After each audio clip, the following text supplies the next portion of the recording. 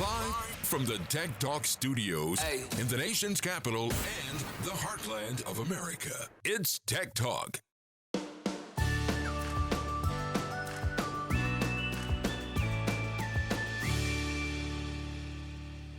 Well, it's that time again. It's Friday. It's time for Tech Talk. I'm Brad Costa, my co-host, the one and only, the unique Dr.Jay Greenstein. Jay, I see you're somewhere. You're not at your home or office. Where are you at today? So I am in Hallandale Beach, Florida, brother. Hallandale Beach. That's where I'm at. I don't know where that's at. Is that Miami area or where is that?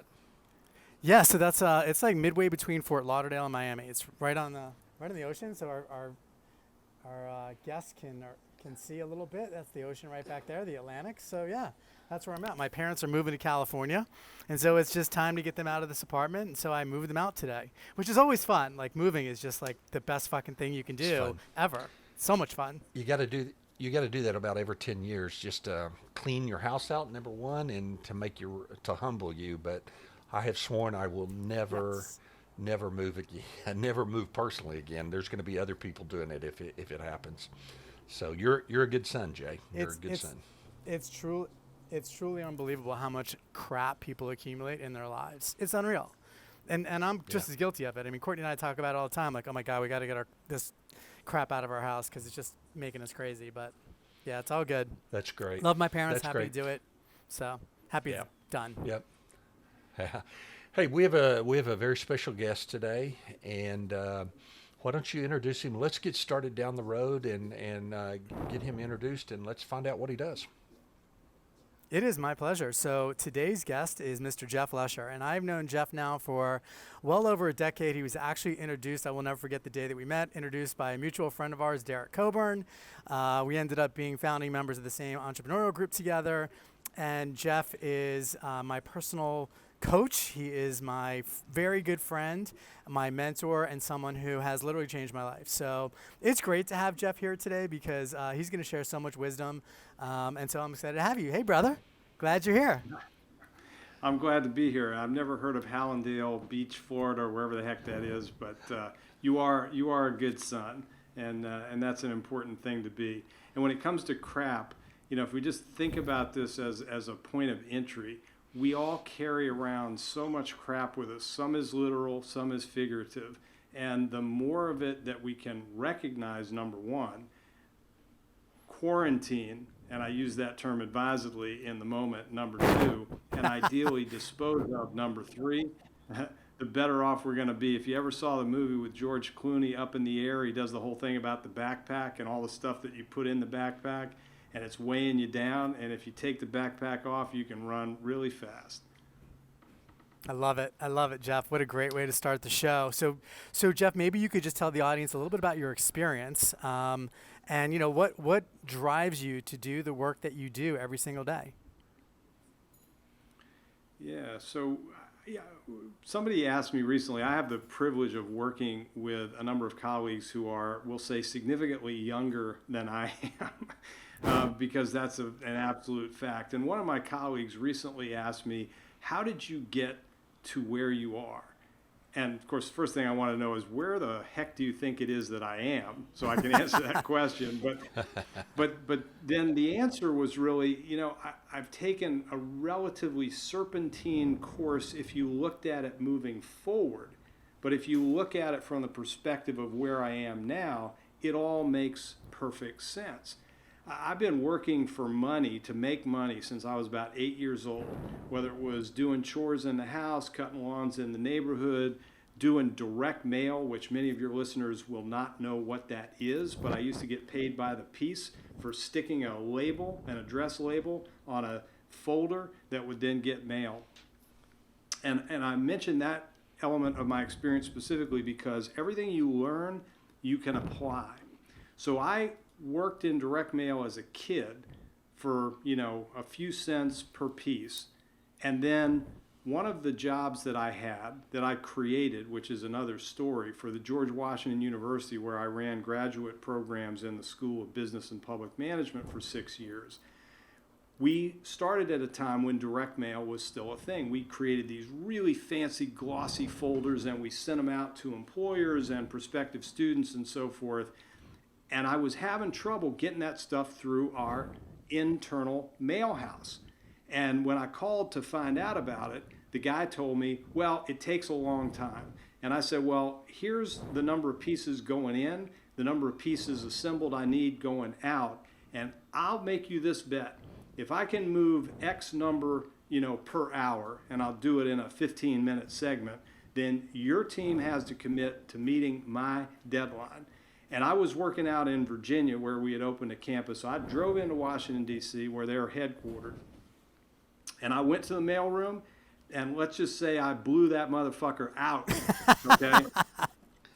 And it was great because not only was I not making this up, I wasn't just telling somebody to do something that I had never tried to do myself. We were able to connect on a level of respect and also learning.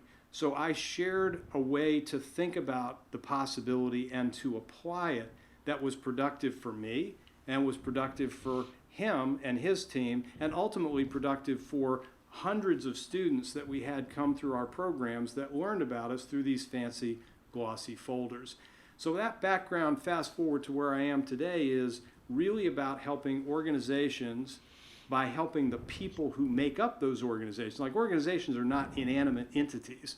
They're collections of people, and we help those people do what they most need to do, know what they most need to know in order to perform at the highest possible level to have the impact that they intend. And, sort of sounds simple, but any of us have met people. We know that there's at least a lot of variance in the channel, and we try to control for that. And that's what gets me excited. And look, when I have somebody who I really care deeply about, like Dr.Jay, say that I've had some influence in a positive way on his life, I carry that as a badge of honor, and it lifts me up out of my bed every day with a full heart, and I appreciate that. Yeah, I mean, it's so true. I mean, you've changed my life. You've changed my world. You have helped me so much when it comes to the leadership challenges that I've faced in starting, growing, and running a set of companies. And you've, it's interesting. I've heard you so many times. I watch your What's the Point Wednesdays. By the way, folks, you got to check out his video, What's the Point Wednesdays. It's great. It's 5 minutes of pure genius. And I'm always learning something. And the great thing about having you as my friend and my mentor is also that the repetition matters. Like, there have been times where Jeff has said to me something, and I'm like, I've heard that before, and he's told me before, but I, like even the people on my team, we need repetition as human beings, and it does matter, and it does really, really help. Brad, you've just met Jeff for the first time today, but you of course, you run a very successful company, but you're dealing with people. So I'm just curious to know, like, what are some of the leadership and management challenges that you've had over the years? And I would love to get Jeff's thoughts on those. Yeah, Jeff and I were talking about that before you logged into the studio and pre-studio a little bit. He was describing all of this, and I said, Jeff, I think you're describing every business in America, the vast majority of them. Yeah. You have people that you're dealing with, employees, teams and staff and clients. So, for me, starting out, I worked at the university in personal relationships. You just didn't have a lot of those at the moment in time, It was only where I got into business that I realized there is a networking thing that happens.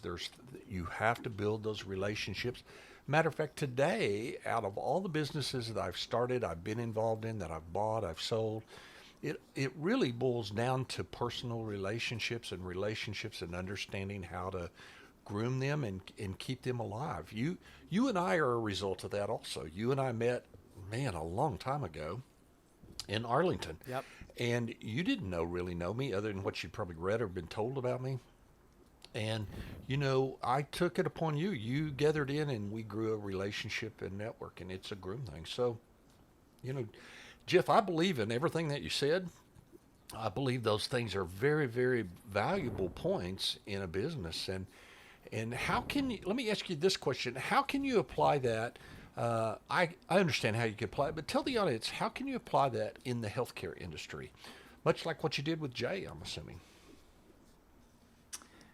Well, so it depends on the angle of approach. So there are a couple things that come to mind.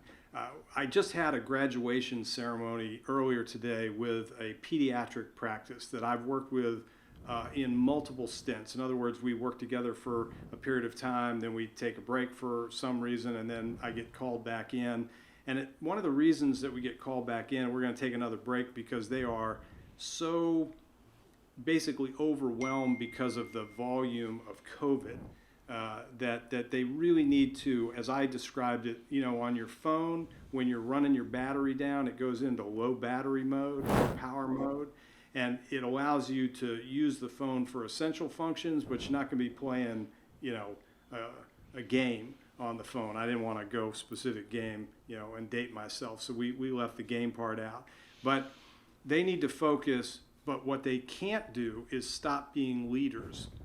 So whether it's a medical practice or something else, it doesn't matter how good you are at your craft. They are all excellent pediatricians, but they need to lead their team to be effective at being a pediatric practice. And there's some specific things that they need to commit to.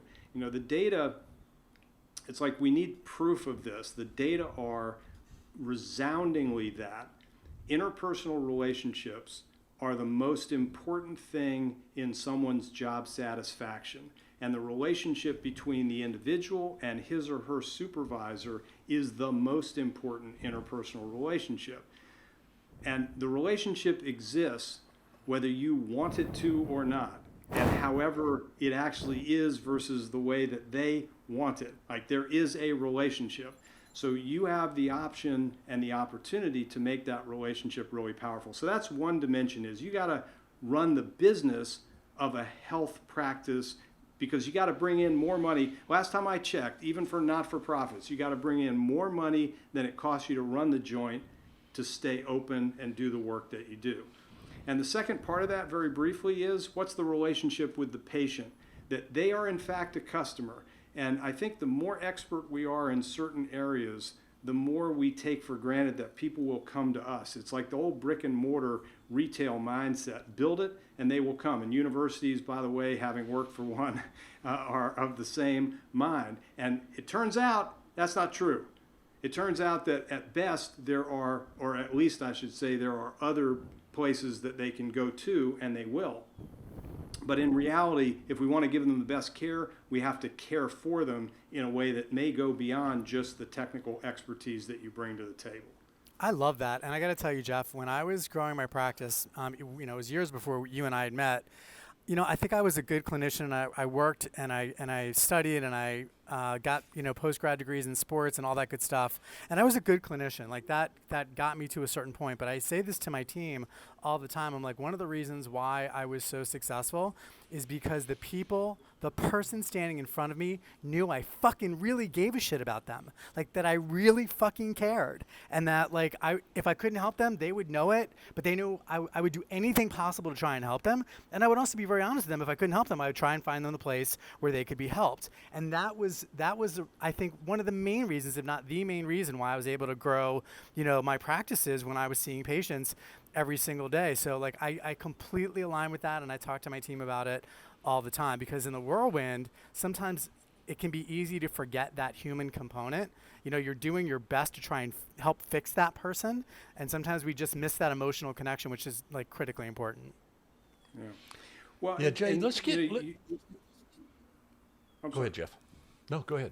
Yes, just one thing that he said that I want to pick up on, because this actually came up. We had a little back and forth about his most recent 2-minute drill, and we were talking about outcomes, and the quality of the outcome is really based on the expectation of the person for whom the outcome is being facilitated. And so, part of what we need to know, whether it's as a clinician or a supervisor or just a good person, is what's important to you. What are you trying to accomplish? I was a soccer player for a long time, and in my early 40s, I suffered an ACL tear. And I went to see an orthopedic surgeon that was recommended, and the guy said, and I was 42 years old, the guy said, well, basically, and I'm paraphrasing slightly, if you only want to walk straight ahead for the rest of your life and play golf, you'll be fine. And I said, well, but I don't. I'd like to go back to playing soccer, among other things. So apparently you're not the right surgeon for me. To me, that was just a ridiculous option. And then more recently, and I'm no longer 42, FYI, I discovered that I had a hernia. And the first thing the surgeon that was recommended to me said was, we got to get this fixed so that you can get back to your active lifestyle. And I'm like, this guy not only comes with a reputation of skill, but he gets his audience. He didn't even have to ask me, he knew. And so that's what Jay embodies and what he's describing. And I don't want people to miss that there is a layer to that. Really caring, you got to care about what's important to them.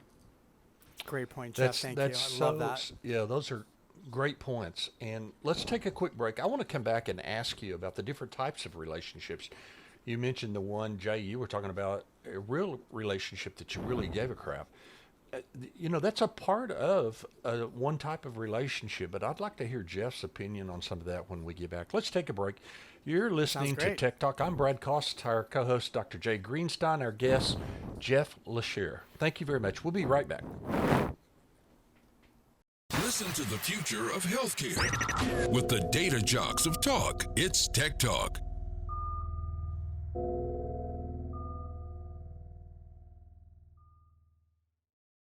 As a Cairo Health USA provider, we're excited to work with you to identify which of your discounts are good, bad, or illegal. Most chiropractors bend over backwards to make their care affordable. Unfortunately, dual fee schedules, false claims, inducement violations, and time of service discounts can all put you at risk. And, no offense, everybody's doing it doesn't work with auditors. At Cairo Health USA, we're here to help protect and grow your practice. Just listen to our provider stats. 20% overall practice growth versus 2019. Over 50% of CHUSA patients renew their membership year after year. Over 2,500 patients per month use our provider search directory to find a CHUSA provider.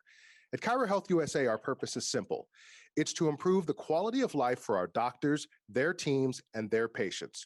With over 5,000 providers and nearly 1 million patients, Cairo Health USA is the network that works for chiropractic. For more information, call 888-719-9990 or visit www.cairohealthusa.com. Welcome back. You're listening to Tech Talk. I'm Brad Cost, my co-host, Dr.Jay Greenstein. Today, we're talking with Jeff Lesher about relationships in a business. And Jeff, when we left a while ago, Jay was talking about a relationship that he had with patients that, he gave a crap about patients, and he thinks and believes, and I do too, that his patients believe that. He's got that type of personality, but there are all kinds of relationships, both in business, personally, on a team, with employees.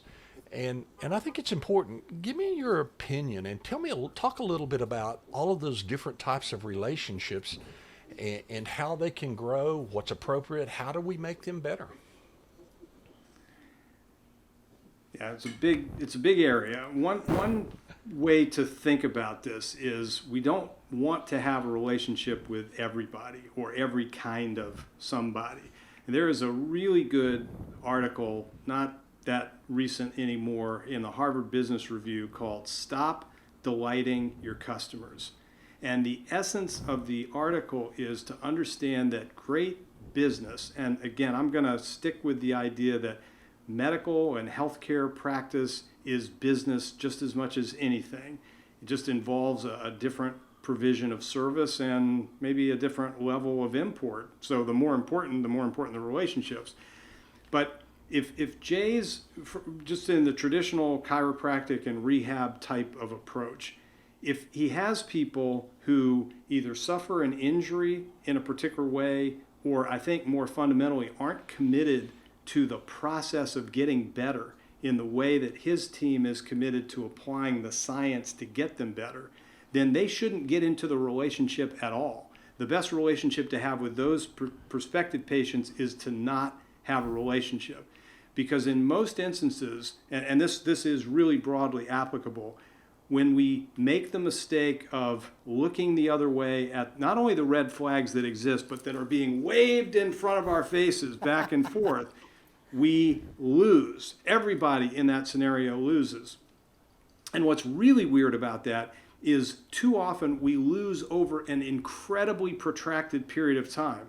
It's like when you double date with the couple that can't stand each other, and you're like, why are these people still together? And they're making everybody miserable, themselves and everybody around them. And that's what the wrong relationships, whether it's an employee relationship, patient relationship, whatever, a customer relationship.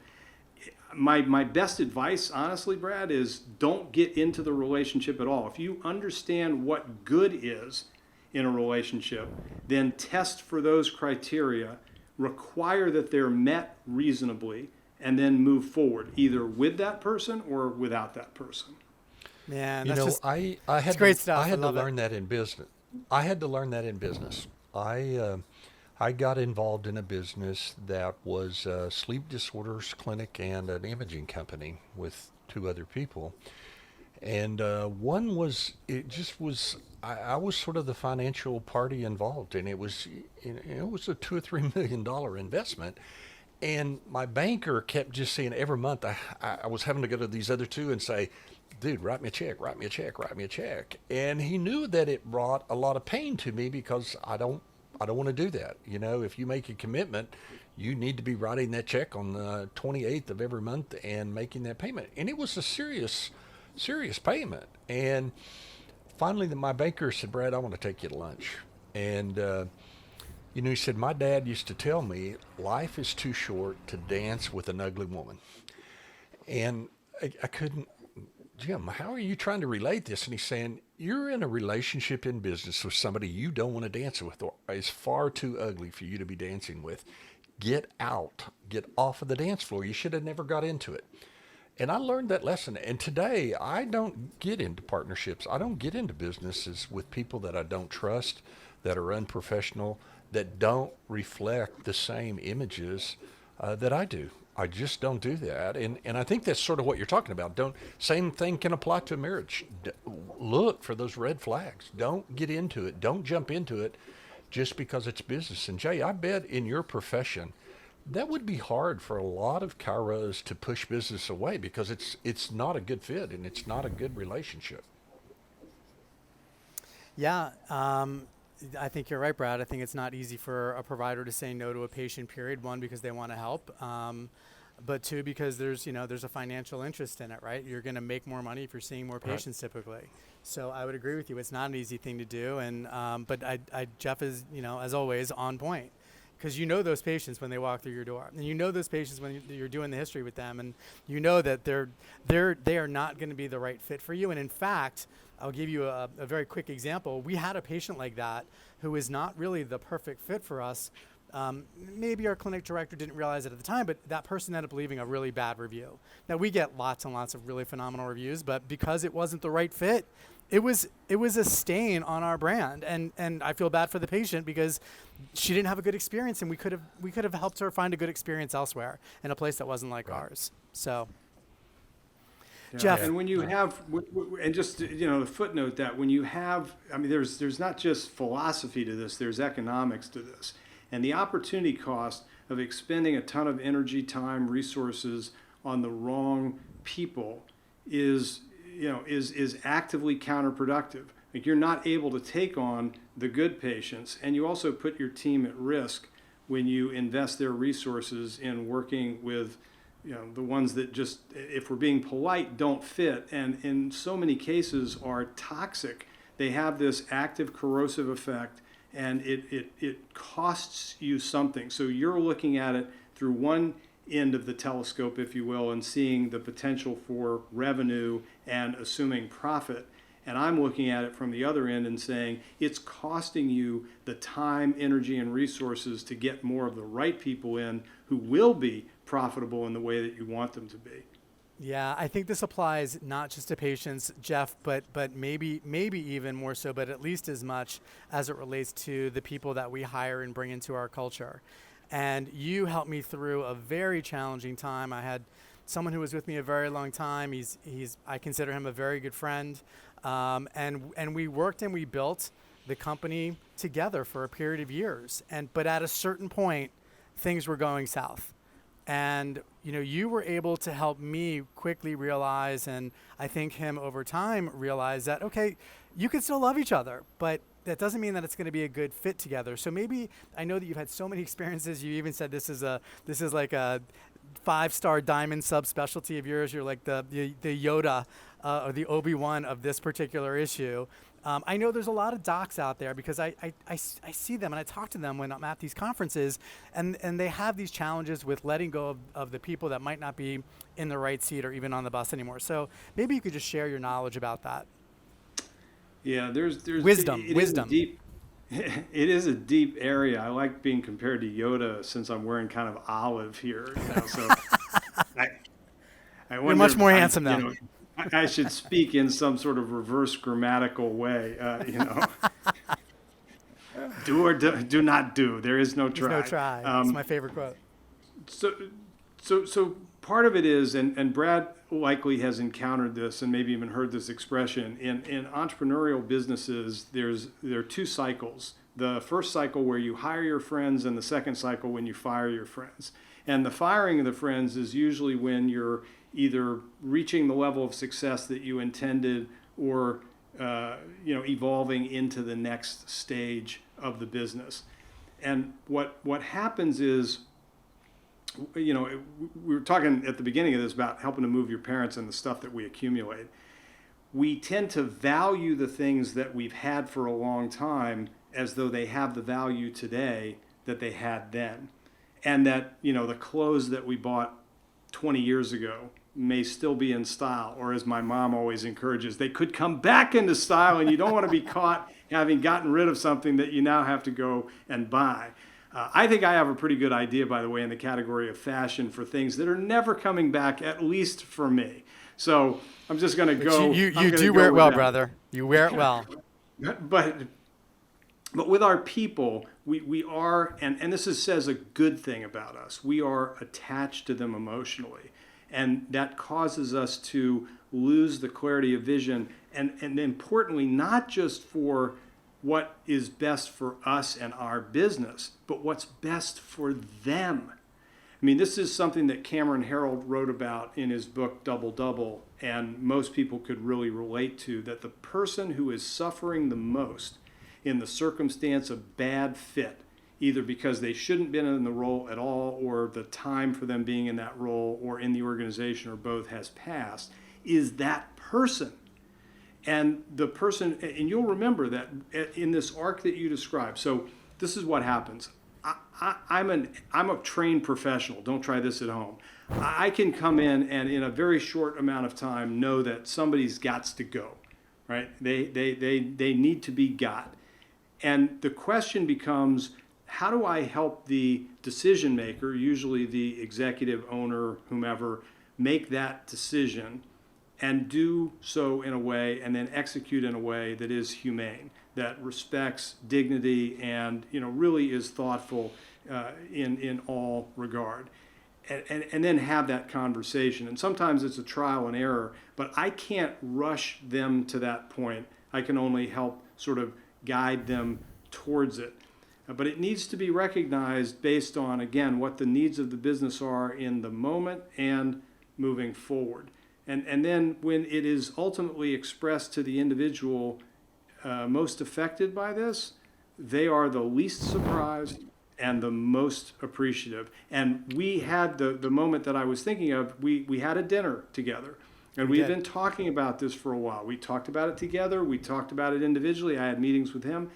And there was a very emotional moment where I just think it really set in that he realized that this particular chapter in his life was over. And by the way, I was in a Whole Foods not all that long ago, standing at the deli counter, and somebody came up behind me and said something to me, and I turned, and it was him and his wife. And I love it. We had a very nice conversation, and he looked fantastic, and it sounded like the work that he's doing now is very fulfilling. Yep. And it's like awesome. And it's so often the case, not to make light of all the effort and agony that goes into making these decisions and in carrying them out. They are painful. They are painful. But when we see that person a short time after, they always look better. They do. And the people who are suffering in advance of that is everybody. Yeah. And so the only way to end that cycle of suffering is to be real and honest and make it work in a respectful, dignified way. And you did that. And I've had the great privilege of working with a number of other leaders who have done that too. And I would encourage the audience to go back and listen to this segment again. I think it's so important, and I think how you described it, Jeff, is just so well said. And like you're right, it is painful. I mean, I just you talking about it and just bringing up the dinner like made me emotional. Like I remember it like it was yesterday. And I think you're right. I think I'm emotional today because of how hurt and how frustrated and how challenging it was for him. And then for him to get out of that role and do something new and different and great, and he's crushing it, and he's just enjoying himself, and he does look great because I saw him a couple months ago. We went to dinner together. It's just, it's a blessing. So for those of you that are listening at home that have some of these, and by the way, this guy we're talking about looks way better than either Jay or I. Yeah, he does way better. He's like Hollywood good looks. He's a stud. But anybody who's dealing with these challenges, I would encourage you to take Jeff's advice and take the story that we're sharing with you to heart, because it can make a huge difference in your life, and most importantly, the life of people on your team. So Brad, that's a great story. That's a great story, Jay. I have been in some of the similar kind of scenarios. Letting somebody go for me, because I'm very human, relatable. I love people. It's a hard thing to do. It's like breaking up a little bit, and I don't enjoy that. But I have found and told myself to take the mentality that you want your employees or your team to always do better in life. Hopefully they're going to do better for you and stay part of your organization and make it that way, but that also can go down a pathway where they leave you for them to be better.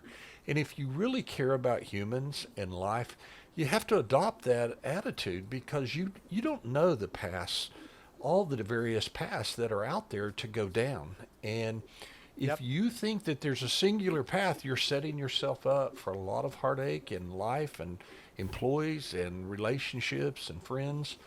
And that's why I said there's got to be separate relationships here. Some evolve from business, some evolve from friendships on the outside. But when you bring that down to business is business, and you got to treat everybody in a way. Jay, and I think you and I are a lot alike when it comes to our teams and our staff, what we would do for them to be in an advanced way and to better themselves. You and I think a lot alike, I believe. But a lot of people struggle with that, or a lot of them are cut and dry. I know a lot of business guys, they can let go of somebody and it just be nothing to them. And I don't understand that myself. I just don't understand that. How can you grow a successful business with that mentality? That's the key. Well, and you probably can't sustain it as well as others can, because that's transparent to people. You'll give as much as you believe you're going to get. I mean, Dan Pink wrote about this in 1995 in his book Free Agent Nation, is that the employee-employer relationship has fundamentally changed now that we know that we don't have employment for life. But as long as an employee I feel like I'm getting enough back, I'm willing to put as much as I can in. And that's what we stoke in these sort of soulless, as I like to call them, soulless hellholes, which are, a lot of organizations where we really view people as somebody said in a law firm that I was part of years and years ago, fungible entities, referred to human beings with great educational skill whose time was billed at hundreds of dollars an hour as fungible entities and needing to improve the quality of the gene pool. And my reaction to that was, are you serious? And the reality was he was serious. And not surprisingly, that firm didn't manage to keep itself together over a long period of time. And he actually went from being a law firm partner to a district court judge, which is a noteworthy position, but not really the same deal, and not responsible really for many other people. But Brad, without poking too much literal fun at this, you used the analogy before of dancing with the ugly woman. And it's a curious thing because, well, and so what I would say is, so first of all, what's attractive to us, it varies, number one. Number two is, if she can dance or he can dance and I'm really there to dance, how much do I really care what he or she looks like versus that they can dance? But if I'm looking for pretty, then I don't care if they can dance at all. Like, we can fake it, you know, and get through that. So my point in sort of reflecting that back is, unless or until we define the criteria of what matters and then can assess who fits best into that, it's hard to have appropriate, productive relationships. And when we do create that definition, man, then we really know what we're doing. And those kinds of business leaders that you refer to, see, in my experience, they don't know what they're doing. They're just, you know, wheeling, dealing based on, I got to get somebody in here to do something better, but I don't really know what that is. I don't know how it is. I don't know what they would do. I don't know how to determine it, but I'm just going to churn it. And I'm going to leave it to them to figure it out. And sometimes they win and sometimes they lose. But if I want to play that game, I'll go to a casino, not run a business. Yeah, So you're funny. right. Jeff That's is what I sitting was here trying to talking, and reply. again, I'm It was one learning. of the I'm leaving myself defining a note right moments now in my because- life where it was can I the move? biggest, Are you one good? of the biggest learning experiences that I had was, you've got to look for all of that ahead. You've got to set that criteria to use your analogy before you get into that relationship. And before that, young, you know, a little bit of inexperience of multi-million-dollar kind of businesses, and it was just, I learned, and I look at it in a totally different way today. That's right. I don't know if you guys heard me, I cut out, but like as Jeff, you were talking, I was thinking about a very specific situation that I'm dealing with right now that I'm probably not handling very well. And I was like, okay, reach out to Jeff, got to talk to Jeff about this situation because that clarity and expectations, I talk about it all the time with my team and for their teams.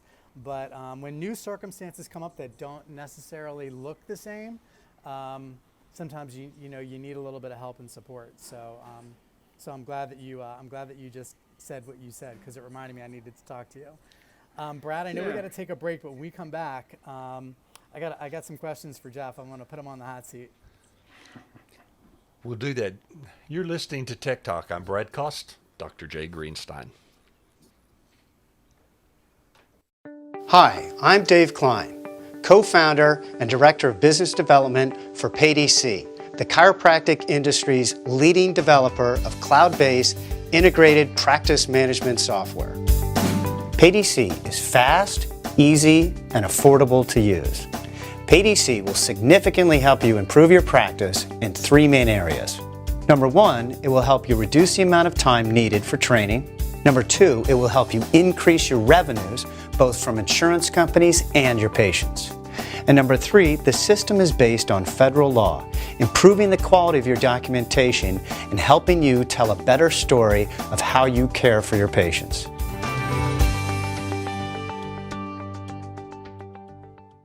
Hey everybody, this is Dr. Jay Greenstein. This is Jay Greenstein. With me today is Dr. Jay Greenstein. Dr.Jay Greenstein. The world around us and healthcare specifically is changing at an exponential pace. Chiropractic is perfectly positioned like we have never been right now today to be more successful and to be more impactful for the communities and patients that we serve. There are all sorts of evidence-based guidelines that support the use of non-pharmacological approaches. But what I want America to know is that health doesn't come from a pill. It's our responsibility as healthcare providers to educate the community about the evidence that exists. We really need to have a private practice app, something that will help us engage with our patients in ways that they've never experienced before. The intersection of technology and quality care is where the future of healthcare is at, and I'm really excited to bring that forward in the future.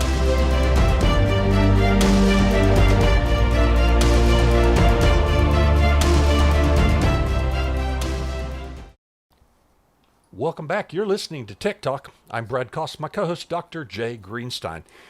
We've been talking with Jeff. Jeff, you run a very successful consulting business, and typically we take this segment and let people understand exactly how to get hold of you, what your sort of mantra is in this business. We've been talking about it through the whole show, but if there were some points that you could drill down to for a minute or so And then typically we ask you some questions after that. If you wouldn't mind doing it, just sort of focus everybody on what is it that you do, how they can get hold of you. Is there a web address they can go to learn more about you? Sure. Well, I'll start with the company. So our organization is called Shift, S-H-I-F-T, Shift, and our website is shiftthework.com. And there's a lot of information on the website, some resources and so forth, and we're always updating and changing and evolving. So I think that's a good destination. The other one that I would plug is I actually co-host and executive produce a podcast called Inevitable, The Future of Work, which is in fact about the future of work, but really with a focus on what's happening now that we need to be aware of, adapting to, et cetera, in order to be relevant in the future. Because the future is inevitable, and the question is, are you? And that website is Inevitable. Don't go anywhere. We'll be right back. And you can check it out if you like it. Maybe you want to subscribe, et cetera. We have interesting and similarly lighthearted at times and hopefully energizing conversations. We think about our listeners as activators, people who directly and through others make stuff happen. And fundamentally, to answer the broader question, I mean, that's what I help organizations do, usually through the funnel of leadership. In organizations, the amount of leverage that you have is relative to the role that you play or must play. So if you have a title like CEO, you better darn well be visioning, you better be outward facing, you better be building networks that are both internal and external, etc. You could be anybody within an organization that in some facet of your job play that kind of role. But here's the math on that. And this goes back to research that was begun in the late 60s by a couple of then Harvard professors who wanted to know what makes people most valuable over time. And what they eventually determined was they fundamentally changed the way in which they do their work. And the reason that that's so important is that as individuals, if we think about the amount of value that we can create, it's a one-to-one relationship. Now, in some cases, that Y equals V, you equal the value. That can be bigger, like Brad, you're just smarter, you got more resources, whatever. The contribution you can make is bigger than mine, but it's still limited by the fact that you're one person. When you directly supervise people or work with people in a way that respects that we want to help contribute through others. So you have to be in that mode if you're a manager. You can be in that mode regardless. The value that you create is a multiple of you times the number of people you directly influence. And as a leader, when you can sponsor that, in other words, you can turn managers into people who are creating those multiples, your contribution is an exponent. And so trying to get people to that manager level of multiple value and occasionally leader exponential value, that's what we help people do. And it comes down to really straightforward things that most people say, I know that, I do that, I've heard of that, I read about that, somebody once worked with me who did that. Great. Are you doing it as well as possible, as consistently as possible, as easily as possible? And the answer is 100%. Just like you said, it sounds like any business out there, nobody is really doing that all the time, even the ones who are really focused and dedicated on it, because to Jay's point, it's not what we do, it's what we also do. And so the value that we create, it costs you very little. Like seriously, I'll just give you a little economics on this. The way in which we work with most organizations is about the level of no more than a highly priced full-time executive.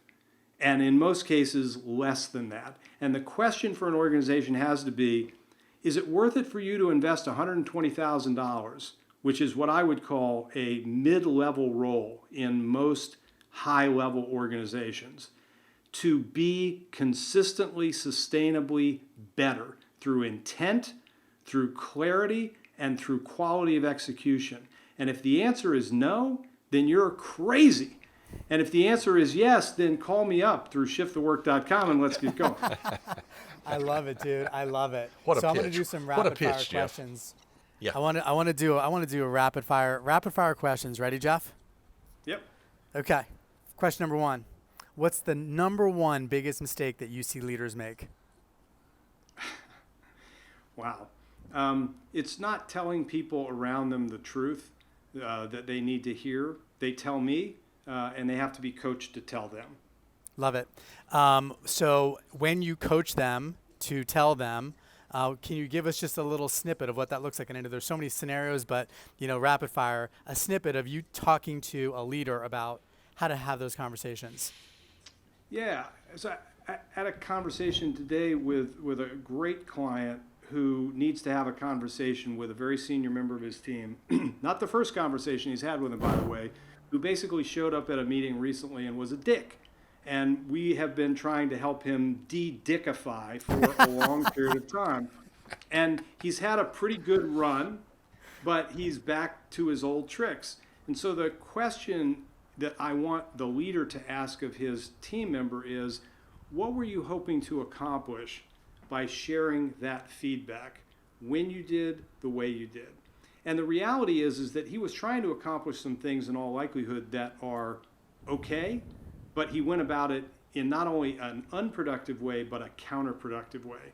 And so it's really just helping the leader commit to the conversation and to plan to have it in a way that draws the other party into responsibility. I'm not telling you something, I'm asking you something to better understand, and then I'm going to help you use that to move forward, because they're committed to keeping this guy as part of their team. We've already had that conversation.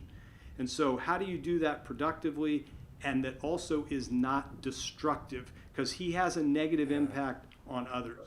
Yeah, I can see where that situation is going to go, because like we were talking about earlier, where that's going to go ultimately. It never turns out the way that people want it to when it's not a good fit or when it's not the right person who's a dick. But last rapid fire question for you, Jeff. We started this conversation early on talking about the different types of relationships that we have, and so I'm curious to know, even for myself, you can become extremely close with the people that you work with, and especially the people that if you're the owner, the people that you supervise and manage. So how do you find that balance, right? How do you find the balance of being somebody's friend and them being your friend, and also being able to having to lay down the law, provide feedback, etc.? I mean, I have my own thoughts on it, but I would love to hear what you say. So, for a long time, I shied away from using parental and marital analogies to business. It's inappropriate, it's patronizing, it's something that's negative. And the reality is it's spot freaking on more often than not. So I've been married for a long time. I have an amazing partner in life who I don't deserve. And the reason that we not only are still together, but we both believe that our relationship is better than it's ever been, is we are respectfully honest with each other. And that includes sometimes sharing information about what's bothering us about the other, or what we are looking for from the other that we may not feel that we're getting. But not to do so in a way that is blaming, and not to do so in a way that even sets an expectation of their response, as much as let's just have the conversation.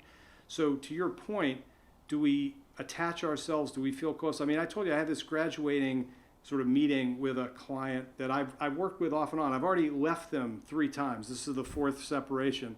It still makes me cry a little bit. I mean, partly because I'm an emotional guy, but also because I do care that deeply, and I believe they care that deeply in response.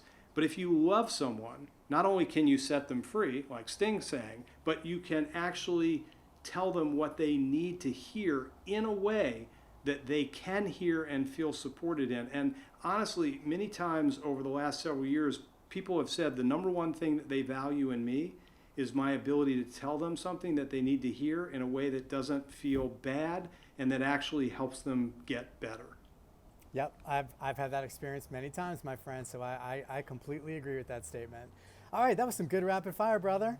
Brad, we're going to talk college football? I know we only got a few minutes left.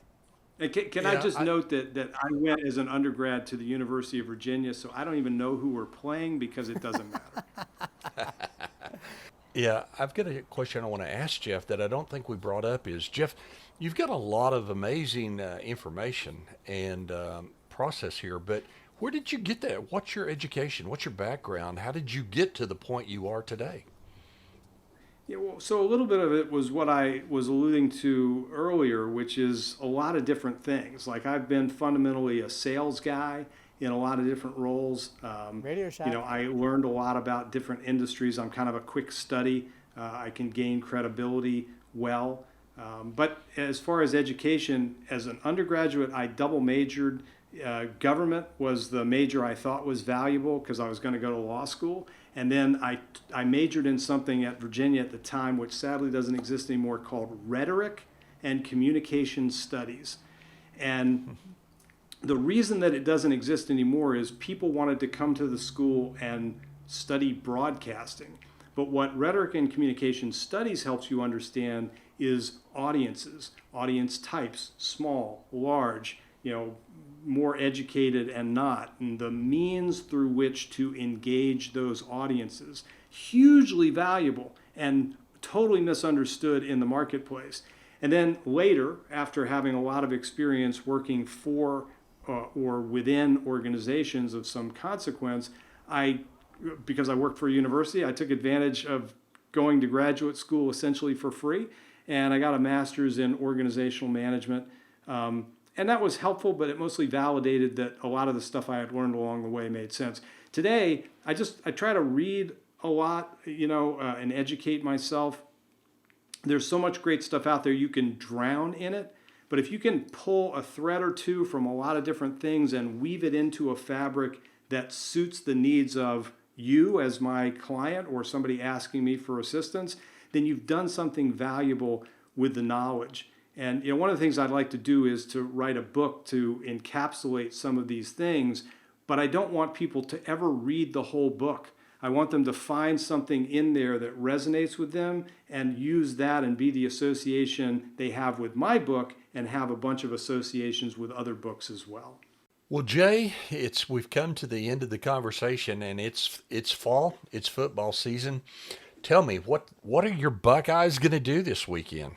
They're playing one of the worst teams in college football, which is Akron. They're not starting their starting quarterback is not. He's going to sit. C.J. Stroud is sitting, so they're going to get some of the younger guys in there. But look, man, we're a young team, and we got some growing up to do. But it's still football, and I love it. But my expectations are not as big as they were last year.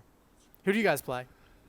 We play Kansas State, and Kansas State, I think, was rated this week in top 25, but I was looking at the odds this morning while I was at the physical therapist, and we are favored to win that game. I hope that's not a bullseye on us. It's a home game. We're headed there. We're going to make a weekend of it, go over on Friday and stay through Sunday morning. I've got a board meeting Saturday before the game that we're going to do there, and just Kendra and I take time and go back to Stillwater and reconnect with our old roots there and eat out some and just sort of have a weekend of tailgating and good times. So we're looking forward to, we've got to host a group in the business suite this weekend that's making a donation to Kendria's pet therapy group. So we're excited to do that.